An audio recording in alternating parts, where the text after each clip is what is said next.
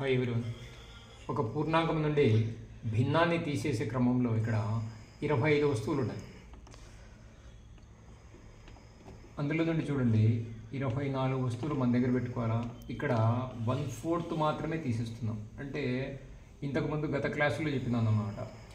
ఒక వస్తువును మనము 4 భాగాలు చేసినాం, 1 2 3 4. అందులో నుండి ఒక భాగాన్ని మాత్రమే మనం తీసేస్తాం అన్నమాట.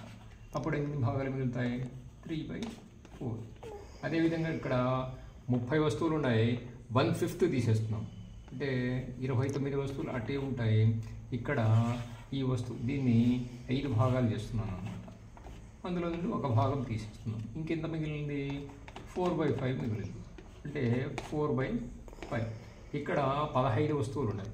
15 వస్తువులను మనం వాడాల్సిన పని. 14 వస్తువులు మనతోనే ఉంటాయి. ఇక్కడ ఈ భిన్నాన్ని ఏం చేస్తున్నాము? 3/3గా రాస్తున్నాము. 3/3గా రాసిన తర్వాత 2 భాగాలు మాత్రమే మనము తీసేస్తాము. అంటే ఎంత మిగిలింది? 1/3 మిగిలింది. ఈ విధంగా పిల్లలకు ఇక్కడ ఒకటి తీసే అని అనకుండా ఇక్కడ వస్తువులు 25 ఉంటాయి. ఆ 25 వస్తువుల నుండి మన దగ్గర 24 వస్తువులను, అన్ని వస్తువులను సమాన భాగాలుగా చేసుకోవచ్చు. కానీ 24 వస్తువులు పెట్టుకుంటాను నేను. ఒక వస్తువులో నుండి మాత్రమే 1/4 తీసేస్తాను. అంటే 24 వస్తువులు ప్లస్ 3/4, 24 × 3/4.